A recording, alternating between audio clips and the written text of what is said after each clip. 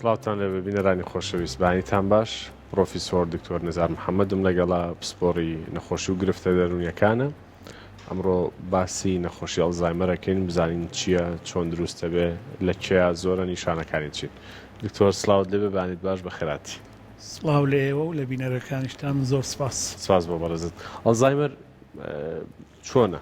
چ جۆرە نەخۆشیەکە ئەڵزایمەر نەخۆشیەکی مێشکە عادەتەن لە تەمەنێکی پێشکەوتووە خەڵک تووشیە بێ جاران لە کوردستان و لە عێراقیشە کەم باس ئەکرا چونکە وەکو معلومی جەنابتە و هەموو بینەری خۆشەویست خەڵک زۆر نەئەژیات تا بگاتە ئەو قۆناغەی کە نەخۆشیەکەی لێ دەرکەوێ ئێستا لەخوا بەزار بێ لەبەر پێشکەوتنی تەندروستی لە جیهانە بەگشتی خەڵک زیاتر ئەژی بۆیە حاڵەتەکان ئێستا زیاتر ئەیبینین و تیشکیشی زیاتر خراوەتە سەر زۆر باش ئەڵزایمەر نیشانەکانی چین ئەو نەخۆشی مێشکە چی لە مێشکەکات بەڵێ طبعاً پاتۆلۆژیەکەی با بڵێن مادەی مێشک وردە وردە ئەپوکێتەوە شانەکانی مێشک وردە وردە ئەپوکێنەوە و هەنێ مادەیش دروستە بێ مادەی پرۆتینیە طبعاً لە چاوپێکەوتنێکی وە جێ ئەوە نییە بچیتە وردەکاریەکانی وەکو تاو پرۆتین و ئەمشنەوەشتانە ئەم بابەتانە کە دروستە بێ ئیتر خانەکانی مەشک وردە وردە بچووکە بنەوە ئەپوکێنەوە و مێشکیش بچووکە بێتەوە ئەو توانایی نامێنێ ئەمە بە شێوەی با بڵێن بەگشتی چی لە مێشک دروست ئەبێ لەبەرەوە تۆ مەسەن مێشکی یەکێک کە نەخۆشی ئەڵزایمەری هەبێ بەراوردی بکە بە مێشکی یەکێکی تر کە هێشتا نیەتی با بۆ نمونە عمری 30 ساڵە 20 ساڵە ئەبینی جیاوازیەکی زۆر هەیە لە بینی مادەی مێشکی هەردوولا چۆن دەرەکەوێ بە چیە ئەزانین پێش هەموو شتێک لە بیرچوونەوە ئەوە یەکێکە لە نیشانە هەرە سەرەکیەکانی ئەم نەخۆشیە ئەبینی کەسەکە وەکو جاران شتی لە بیر نامێنێ وردە وردە توانای با بڵێن خەزمکردنی زانیاری تازە ئەمبارکردنی زانیاری تازەی کەمە بێتەوە بەداخەوە یەکێکە لەو شتانەی کە خەڵک یە بۆ لامان ئەبینی مەسەن باوکی یا باپیری هێناوە لەگەڵ خۆیان ئەڵێ دکتۆر کە دانیشی قسەی لەگەڵاکەی باسی 50 ساڵ لەمە پێشت بووە کە بە وردەکاری هەموو شتەکانت پێڵێ چۆن تو ئەڵێ ئەمە تووشی ئەڵزایمەر بووە ئەڵم دەباشە زەحمەنە بە پێی بڵێ لە ڕێگە کە هاتن بۆ نمونە لە دەرەوەی سلێمانیەوە کە هاتن بۆ سلێمانی ئەرێ لە سەیتەرەکە دایان بەزانن داوای هەوێیان لێ کرد کە لێ پرسی لەبیری نەما تایان نییە بۆچی چونکە ئەو زانیاریە خەزن نەکراوە لە ناو مێشکە لەبەرەوە نیەتی تا پێت بڵێتەوە ئەوە یەکێکە لە نیشانە هەرە گرنگەکان و سەرەتاییەکان بێگومان نیشانەی تری لەگەڵ هەیە یەکێک لەوانە توانایی بڵێن ئێمە هەمومان دەسوپلمان یا قاچمان ینی هەموو شتێکمان ڕۆژانە توانای زۆر شتی هەمانە کە لە ژیانی ڕۆژانەی خۆمانە ئایکەین بەکارهێنانی مۆبایلە قۆبچە داخستنە بەکارهێنانی تەلەڤیزیۆنکردنەوە کوژانەوە لاپتۆپەکەت ئەگەر کابرا با بڵێن خوێنەوار بێ ئەمانە وردە وردە توانای نامێنێ کەمە بێتەوە ئەو مرۆڤە بێگومان یەکشت هەیە با لە ئێستۆ باسی کەم وە لە بیرم نەچێ ئەگەر مرۆڤەکە کەسێک بێت خوێنەوار بێت با بڵێن وەکوڵێن هیلاک بۆ لەسەر خۆی دروست کردووە زۆر درەنگتر تووشی ئەم حاڵەتە ئەبێ چونکە ئەوەنە با بڵێن توێشوی تایە ئەوەنە خەزینی تایە لە ناو مێشکیا لە ناو کەسێتەکەی ئەم حاڵەتانە کەم با بڵێن درەنگتر لی دەرەکەوێ وەک لە یەکێک کە نەخوێنەوار بێ یا چالاک نەبوو بێ مێشکی چالاک نەبوو بێ لە ژیانی ڕۆژانە بۆیە کە ئەبینی ئەم کەسە بۆ نمونە کابرایەکە زانایەکە گەشتۆتە قۆناغێک ئەو شتێک کە خۆی داهێناوە ئەو تیۆریی کە خۆی داهێناوە کە چێتە سەری نایناسێتەوە تیۆریەکەی خۆیەتی لێرە حاڵەتێک دروستە بێ بە ئینگلیزی پێڵێن کەتاسترۆفیک ریاکشن یعنی ئەبینی ئەم کەسە پێشتر نەئەتەقیەوە پیاتە لێ تووڕە نەبوو ئێستا کە شتێکی بەسیتی لێداواکەی کە ناتوانێت بیکە ئەنجامی بدا پێتە ئەتەقێتەوە بۆیە ئەڵێن ئینسان کە پیرە بێ تەحملی نامێنێ و زوو تووڕە بێ مەسەلەکە ئەوە نییە مەسەلەکە ئەوەیە خەفەتی پێخوا ناتوانێت وەکو جاران شتەکانی بکە ئەمە لەلایەنی با بڵێن شتی ڕۆژانە تاوان وردە لەلایەنی کۆمەڵایەتیشەوە گۆڕانکاریەکانی تیاڕوەدا وەکو جاران کۆمەڵایەتی نییە وەکو جاران تێکەڵاوی خەڵک نابێ زۆر شت هەبوو جاران کە گرنگ بوو بەلایەوە حاڵەتێکی تیا دروستە بێ پێڵێن ئەپاتی ئەپاتی ئەوەیە کە ڕەحمی کەمە بێتەوە خەمخۆری کەمە بێتەوە ڕەحمی کەم بێتەوە خەمخۆری کەمە بێتەوە لە مەسەلەی لە بیرچوونەوەکە با نمونەیەکی زۆر زەق بێنم تەکیدم هەرچی بینەری خۆشەویستە کە گوێم لێگرێ ئیستا ئەڵێ وەڵاهی ڕاستەکەی ئەو نەخۆشەکەی ئێمە جواب بوو مەسەلەن تۆ بە میوانی ئەچی بۆ ماڵی با بڵێن باپیرت بۆ نمونە خوا نەخواستە باپیرت تووشی ئەم نەخۆشیە بووە ئەڵێ دکتۆر ئاوات بەخێر بێ توژەڵی خۆشبی دەستی ماچەکەم سپاس دەکەم ئەی ئەحمەی برات نازم برات ناوی ئەحمەیانە ئەی ئەحمەی برات چۆنە تۆ ئەڵێی وەڵا شکر باشە 3 دقەیتر ئەڵێ ئاواتیان ئەحمەی برات چۆنە تۆڵی ئاخر پێم وتی ئەحمە شکر وایە 5-6 دقەیتر لە هەمان مەجلیسە لە هەمان دانیشتنە ئەڵێ دکتۆر ئاوات ئەرێ ئەحمەی برات چۆنە یعنی ئەبینی شتەکە هەمان شت دووبارە ئەکاتەوە چونکە خەزن نەبووە وەڵامەکەی بەڕێزت تایە خەزن نەبوو ئەمە یەک دووهەمیشی لە بیری چووە کە ئەوەی لە تۆ پرسیوە ئەمە وەکوتم لە ناحەی کۆمەڵایەتیش وردە دا ئەبڕێ لە خەڵکە و خەمخۆریەکەیشی کەمە بێتەوە بەعزێک صفات هەیە لە ناو کەسێتی مرۆڤە هەمومان تیامانە هەیە هەر یەکە مەسەرەن هەیە حەزی لە سوعبەتە هەیە حەزی لە سوعبەت تێپەڕێ مەسەرەن سوعبەتی تۆخ زیاد لە حەد هەیە مەسەرەن تۆزێک ڕەزیلیتیا هەیە محافظکارە ئەم صفاتانە ئەم سیمایانەی شخصیەتی کەسەکە کەسەکە زەق ئەبنەوە زیاتر دەڕەزیلترە بێ گەورەترە بێ و وازحترە بێ ئەبینی ئەڵێ ئای ئەم ژنە هین بووە بوختانم بووە کە ئەنجا ئەمە زیاتر لەو ماڵانە دروستە بێ کە بوو کو خەسوویتایە یا ژن و کچەکەی تایە مەسەرەن یەکسەر خەسۆکە کوڕ ئەچێ بۆ ئیش و یەتەوە هیلاک یەتەوە ماڵەوە لە جاتیەوەی ئیسراحەت کاونانێکی باش بخوا یەکسەر دایکەکە چی پێڵێ کوڕم بەخوا ژنەکەت ئەمڕۆ وای کرد بە شەرتی ئەو ژنە فەقیرەی چی وای نەکردووە بۆ دەسەکا بە بوختانکردن یا مەسەرەن شتێکی ونە بێ ئەم نەخۆشە اینجا بۆیە هەرڵێم ژن چکە زیاتر لە ڕەگەزی مێینە زیاتر ئەو لە ڕەگەزی نێرینە هەیە ئەبینی ئەڵێ فلان شتمون بووە بەخوا بزانم ژنەکەی تۆونی کردووە من نەخۆشم هەیە ناو بەناو یەکسەر ئەڵێ بووکەکەمان شتەکانی هەموو بە بۆ ماڵی باوکی زەخیرەکەمانی هەمووی بردووە بۆ ماڵی باوکی ئەمانە سیفاتن خۆی پێشتر تایە هەبووە مەسەرەن حەزێ کرد ماڵەکەی ڕێکوپێک بێ شتی هەبێ وای هەبێ کە نامێنێ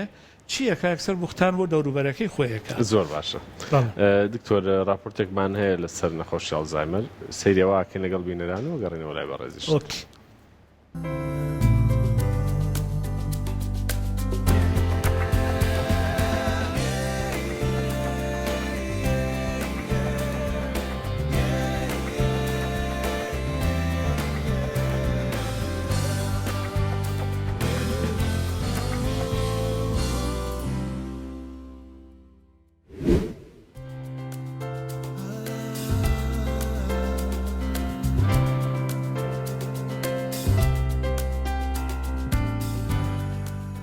نەخۆشی زەهایمەر ئەو نەخۆشیە مێشکەیە کە بە شێوەیەکی لەسەر خۆی دەوەری مرۆڤ پەک دەخات هەروەها دەبێتە هۆی دروستبوونی کێشە لە توانای بیرکردنەوە و ڕەفتاری مرۆڤدا و سەرنجام لە دەستدانی توانای ئەنجامدانی کارە هەرە ساکارەکانی ڕۆژانی مرۆڤ ناوی ئەم نەخۆشیە لە ناوی دکتۆر ئەلی زەهایمەرەوە هاتووە کە بە دۆزەرەوەی نەخۆشیەکە دادەنرێت لە ساڵی 1906 کاتێک تێبینی گۆڕانکاری کرد لە مێشکی ژنێک کە بەهۆی نەخۆشیەکی ناوەی مێشکەوە گیانی لەدەستدا بوو ڕەنگی وەنەوشەیی وەکو ڕەنگێکە تایبەتە باڕۆژی جیهانی نەخۆشی زەهایمەر نەخۆشیەکە زیاتر تووشی کەسانی بە ساڵاچوو دەبێت تاوەکو ئێستا چارەسەری تەواوی لە جیهاندا بۆ نەدۆزراوەتەوە زۆرترین ئەو کەسانی تووشی ئەم نەخۆشیە بوون دانیشتی وڵاتی ئەمریکان. توێژینەوەکان ئاماژە بەوە دەکەن لە هەر سێ چرکە جارێک لە جیهاندا کەسێک تووشی نەخۆشی زەهایمەر دەبێت. ئاشکرایە زەهایمەر کاریگەری ئەکاتە سەریادگە و کەسەکە شتەکانی ژیانی و دەوروبەری لەبیر دەکات و سەرجەم چالاکیەکانی ڕۆژانەی لەبیر دەکات. ڕەنگە هەر هیچ شتێکی لەبیر نەمێنێت و بە تێپەڕبوونی کات نەخۆشەکە تەندروستی خراپتر دەبێت.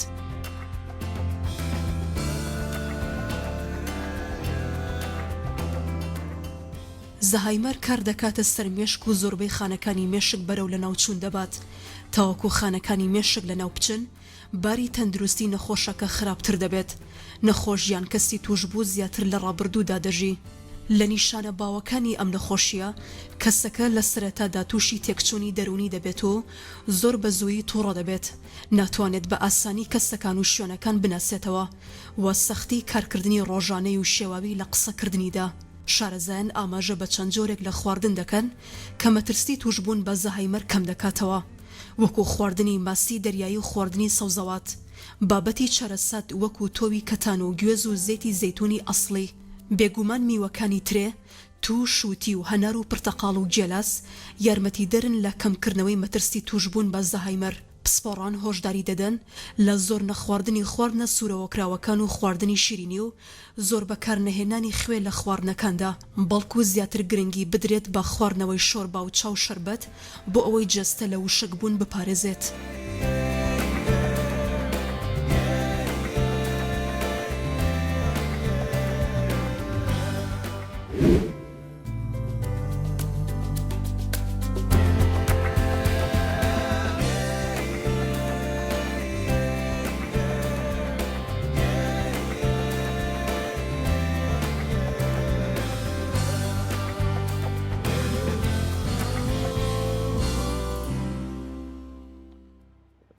دکتۆر بێگومان لەگەڵ بینەران ئاگامان لە راپۆرتەکە بوو چیت هەیە لەسەر ئەو راپۆرت؟ وەڵا هەنێ ژمارە هەیە حەزم کرد پیشانی دەم. راپۆرتەکە ئەڵێ زۆربەی خەڵک لە ئەمریکان ئەوانەی کە تووشی ئەڵزایمەر بوون تەڵان هۆکارەکەی ئەوەیە کە بە ئاسانی دەستنیشانەکرێ لەوێ وەکو توانایان زیاترە بۆ توێژینەوە زیاترەکرێ. بەس هەر بەگشتی یعنی لە دوای 65 ساڵیە ئەو کەسانەی کە تەمەنیان 65 بەرەو ژوورە تقریبا 3 تا نزیکەی 11% خەڵک ئەم نەخۆشیەی ئەبێت تووشیان ئەبێت و لە دوای 85 ساڵیە نزیکەی 25 تا نزیکەی 50% خەڵک تووشی ئەم حاڵەتە ئەبن. لە ساڵی 2010 لەسەر ئاسی هەموو جیهانە نزیکەی 15 ملیۆن و کسور خەڵک ئەم نەخۆشیە هەبووە لە ئاسی جیهانە. پێشبینی ئەکرێت ئەو ژمارەیە لە ساڵی 2030 بگاتە تقریبا 2 ئەوەنە، یعنی 30 قسور ملیۆن کەس ئەم نەخۆشیە هەبێ. پێشبینی ئەکرێت لە 2050 یعنی بگاتە 116 ملیۆن کەس سەر ئاستی جیهانە کە ئەم نەخۆشیان هەیە. ئەمە هەمووی ئەوە پیشانەدا یەکەم شت وەسائلی یا بڵێن ئامرازی دەستنیشانکردنی نەخۆشیەکە زیاتر ئەبێت. دووهەمینیشی ئەو هۆکارانەی کە باس کرا لەوێ و سێژ ئەیلین کە ژینگە دەورێکی گرنگی هەیە لەوە و هەروەها تەمەن هەڵەکشێ، ئەمانە هۆکارن بۆ ئەوەی کە زیاتر خەڵک تووشی ئەم حاڵەتە ببێ. و ئەوەشمان لەبیر نەچێ یەکێک لە شتەکان کە گرنگە باسی بکەین، ئەڵزایمەر یەکێکە لە نەخۆشیەکان بەگشتی کە بە کوردی خۆمان پێڵێن خەڵەفاوی، واتە بە ئینگلیزی پێڵێن دیمەنشیا. طبعاً ئەڵزایمەر سەتا نزیکەی هەفتای ئەو شخصانەی کە تووشی خەڵەفاوی ئەبن نەخۆشیەکان هۆکاری ئەڵزایمەرە، بەڵام هۆکاری تریش هەیە. چۆن؟ بۆ نمونە پێڵەن ڤاسکولەر دیمەنشیا یا با بڵێن خەڵەفاوی کە پەیوەندی بە لوولەکانی خوێنەوە هەیە. ئەو کەسانەی کە لە ئەنجامی زەخت شەکرە یا ئەو نەخۆشیانەی تری کابێ بەهۆی کۆبوونەوەی چەوری لە ناو لوولەکانی خوێنی مرۆڤ، ئیتر تەبعاً خوێن وەکو جاران ناچێ بۆ مێشکی مرۆڤ، وردە وردە کە ئەرزێک ئاوی بۆ نەچێ وردە وردە وشکە بێ ئەبێ بە بیابان. هەمان شت ئەو شوێنانەی مێشکی مرۆڤ کە بەرپرسن لە معریفە و لەو چالاکیانەی کە پێش تۆزێ باسم کرد کە کێشیان تێئەکەوێت دەکەوێ ئەگەر باش خوێنیان بۆ نەچێ وردە وردە لە کارەکەون ئەمیش جۆرێکە لە جۆرەکانی خەڵەفاوی طبعا زۆر جار وا ڕوئە طبعا لەگەڵ تەمەنە زەخت زیاترە بێ شەکر زۆرە بێ زۆر جار وا ڕوئە کە مرۆڤەکە هەردووکی تیا هەیە یعنی هەم ئەلزایمەری تیا هەیە و هەم بڵێن خەڵەفاوی ئەنجامی لوولەکانی خوێنی تیا هەیە چۆن جیاوازیان بکەینەوە لە یەکە ئەو مرۆڤەی کە لێ ئەپرسی ئەڵێن بخوا دکتۆر نەزەختی هەبووە نە شەکرەی هەبووە نە نەخۆشیەکی مێشکی هەبووە بەڵام ئەوە ئەبینین ئاوای لێ هاتووە ئەوە جیاوازە لەو کەسەی کە هەم زەختی هەبووە هەم شەکرەی هەبووە هەم چەوری هەبووە و هەم تا ئێستا دوسێ جار تووشی جەڵتە بووە جەڵتەی مێشک طبعا هەر جەڵتەیەکی مێشک ئەوە زەربەیەکە لە مێشکی مرۆڤ یعنی توانای ئەو توێشوێی ئەو خەزینەی ئەو عەمبارەی کە هەیەی لە ناو توانەکانی مێشکی وردە وردە کەمە بێتەوە ئەوە فەرقەکەی هەردووکیانە وەکو وتیشم زۆر جار هەردووکی بە یەکەوە دروستە بێ یەک خاڵم لەبیر نەچێت زۆر گرنگە تیشکی بخەمە سەر هەمومان پێشتریش ئاماژەم پێدا بە زیاتر تیشکی بخەمە سەر هەمومان لەگەڵ پێشکەوتنی تەمەنە توانای مێشکمان وەکو جاران نامێنێت کەمتر ئەبێت بەڵام لەبەر ئەوەی خۆمان وا ڕاهێناوە بە خوێندن بە چالاکی بە تێکەڵاوی لەگەڵ خەڵکە بە خواردنی تەندروست بە هەموو شتێکە نایەڵین نیشانەکانمان زوو لێمان دەرکەوێ بەڵام لەبەر هەر زەربەیەک لە مێشک ئیتر خەفەتێکی گەورە بێ ئیتر جەڵتەیەکی بچووک بێ ئیتر هەوکردنێکی مێشک بێ حاڵەتێک دروستە بێ تەمان تا ئێستا ئەو نەخۆشە یا ئەو مرۆڤە چۆتە حاڵەتی کۆمپنسیشنەوە یعنی تعویزی کردووە نایەڵێت شتەکانی لێ دەرکەوێ خۆی بە عەمدەن محاولەی کردووە بەڵام یعنی طەبیعەتیش ئاوا بووە کە یەکێک لەم زەربانەی توش ئەبێ بە دیکۆمپنسیشن وەکو سیارەیەک مەکینەکەی خەلەلێکی تیا بکەوێ بەڵام تۆ گوێی نەیتێ و بڕوا سیارەکە هەر بڕوا دوایی لە ناکاوە خەلەلێکی تر لەو مەکینەیە دروستە بێ ئیتر هەتا بەیانی ئەم خەلەلە چاکەیتەوە نابێتەوە بە مەکینەکەی جاران بۆ چونکە تێک چووە مەکینەکە مێشکی مرۆڤی ژوایە کە ئەم خەلەلانەی تێئەکەوێ و نەخۆشەکە شخصەکە ژیانێکی هەتا حدێک بە ئاسایی ژیاوە کە زەربەیەک ئەدرێ لەو مێشکە هەموو شتەکانی لێ دەرەکەوێت باشە دکتۆر وەک بە ڕێزت باست کرا و کەسە کە تووشی و حاڵەتا بێ وردە وردە شتی بیرەچێتەوە ناتوانێت کۆنتترۆلی ڕۆژانێ و ڕۆتین ڕۆژانەی خۆی بکات چی لەسەر دەوروبەری ئەو کەس هەیە چی بکەن چۆن هاوکاری بن بەڵێ یەکێک لە کێشە هەرە گەورەکان لە ژیانە لە دنیا لە جیهانە و لە لای خۆشمان ئەبێ هەمان شت بێ نەخۆشی ئەلزایمەر تەنها کێشە نییە بۆ نەخۆشەکە خۆی تەوان گەورەترین کێشەی بۆ نەخۆشەکە خۆیەتی بەڵام زیاتر کێشەکەی بۆ دەوروبەری ئەو کەسەیە بە تایبەتی لە غەربا لا ئێمە حتا حدێک تۆزێ باشترە لە غەربا خۆتە زانی یعنی کۆمەڵگەیەکی ئیندیڤیدوەلیستە یعنی تاکیە کۆمەڵگەکە مرۆڤ بە تەنیا ئەژی مرۆڤ ماڵ و مناڵی با بڵێن کوڕ و کچی لە دەوری نامێنێ ئەگەر خێزانیش نەما ئەوەی تر هەر بەجارێ داماوە بێ ئەبێ ئەتیماد بکاتە سەر با بڵێن خزمەتگوزاریە کۆمەڵایەتیەکانی ئەو وڵاتە ئەنجا ئەگەر نەبێ خزمەتگوزاری هەر بەجارێ فەوتێ و داماوە بێ لای ئێمە کە سوکار باشە هەتا حدێک وەلو وستە خەریکە بەعزێک لە کە سوکار بێزارە بن و کۆمەڵگە گۆڕاوە کۆمەڵگەکە بەرەو مادیەتە ڕوە زۆر گرنگە کە سوکاری ڕعایەتی بکەن و وای لێ نەکەن بە تەواوی ئەتیمادیان لەسەر بکە چونکە ئەمە شتێکی زۆر خراپە یعنی ئەگەر وەکو مناڵێکی ساوای لێ بکەن کە نەتوانێت پشت بەخۆی ببەستێ چونکە ئەو خۆ هەموو تواناکانی لەدەست نادا لە یەکجارە ئەم یەکێک لە سیفاتی نەخۆشی ئەلزایمەر ئەوەیە کە زۆر خاوە یعنی پێشکەوتنی نەخۆشیەکە با بڵێن بەرەو خراپبوونەکەی بە خاوی ئەڕوا لەبەر ئەوە هەر جارە و بەشێک لە تواناکانی لەدەست ئەدا اینجا ئەمان یەکسەر لە سەرەتای نەخۆشیەکەوە نابێ وای لێ بکەن وەکو مناڵێکی ساوە پشت بە دەوروبەرەکەی ببەستێ ئەبێ هانی بدەن پشت بەخۆی بەستێ ئەمە یەک دووهەم هەنێک تەکنیک هەیە هەنێک شت هەیە مرۆڤەکە خۆی بۆ خۆی دروستیەکە و کەسکارەکەیشی یارمەتی بدەن یعنی مەسەرەن بۆ نمونە من یەتە بیرم کە ئێمە خوێنکار بووین لە کۆلێجی پزیشکی نەک لە تەمەنی تۆ لە تەمەنی تۆش زۆر بچووکتر مامۆستایەک هەبوو دەرسی پێوتین زۆر زیرەک بوو تێبینیمان کردبوو دووسێ خاڵی هەبوو وەختە تەباشیر هەبوو طبعا لاپتۆپ و پاوەرپۆینت و شتیوان نەبوو